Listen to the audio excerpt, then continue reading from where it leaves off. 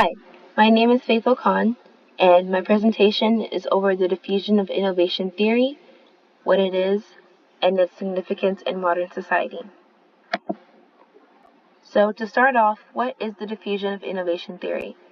The diffusion of innovation theory is a theory developed by the late communication theorist and sociologist E.M. Rogers in 1962 that studies and gains an understanding of the adoption of information technology, better known as IT, and understanding how IT innovation spread within and between communities. The diffusion of innovation theory calls for four key elements. The first being innovation, which is the taking of an already present or existing idea and or invention and modifying it to work for specific situations. The second being communication channels, which is the methods that the innovation is spread.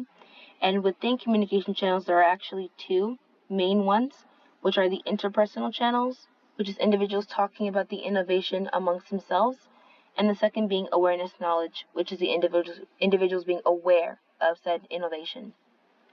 The third is time, which is required for the innovation to be diffused throughout a population. So within time, there are four stages. The first stage is known as knowledge, which is people's awareness of the innovation, and they can gain this through media, word of mouth, and more.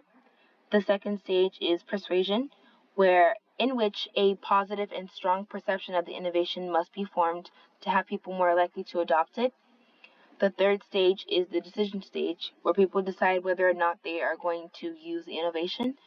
And then the fourth and final stage within time is the implementation stage, where the innovation is either adopted or tested.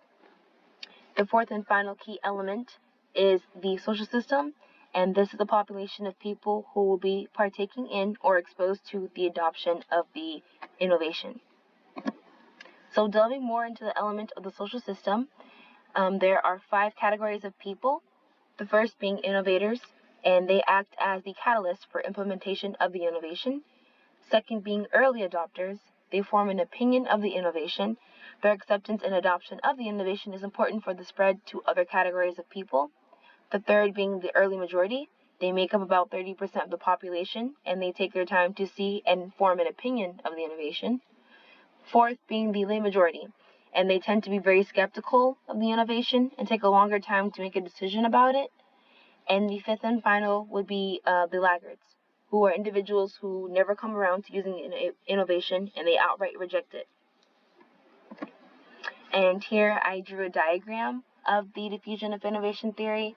As you can see, there's like one person starting at the very top, and then more people as you fall down.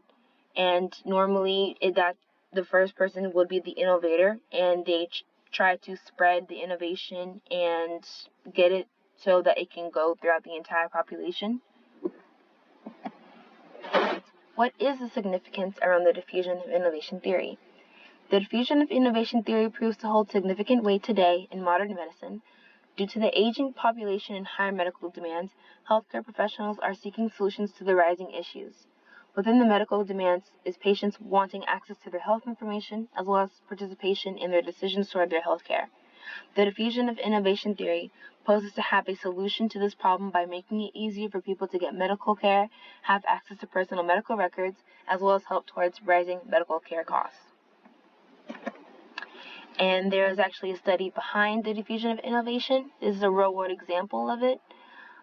So background, Australia, at the time the study was conducted, were experiencing a number of healthcare challenges, including accessibility, quality, costs, and more. They wanted to find a solution through the use of e-health services.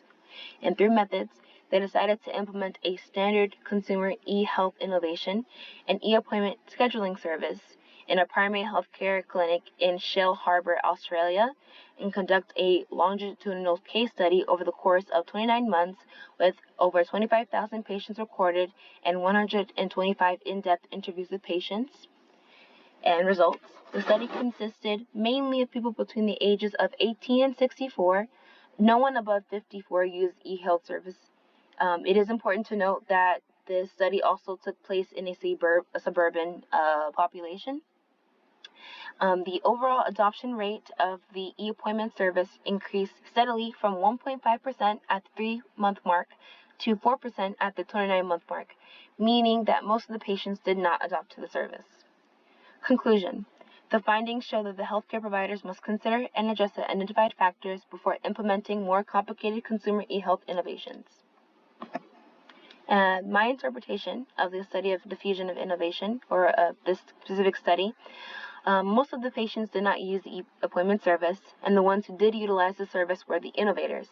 What this means for this specific innovation is that having health records available for online access as well as making appointments, while a good idea, should be modified for those who may not be technology or internet savvy. There should be little to no limitations on the e-appointment service. This real-world example demonstrates one key element from the theory, the social system. The innovation must be made to be useful for the majority of the population in order for it to secure itself in society. And that concludes my presentation. Thank you.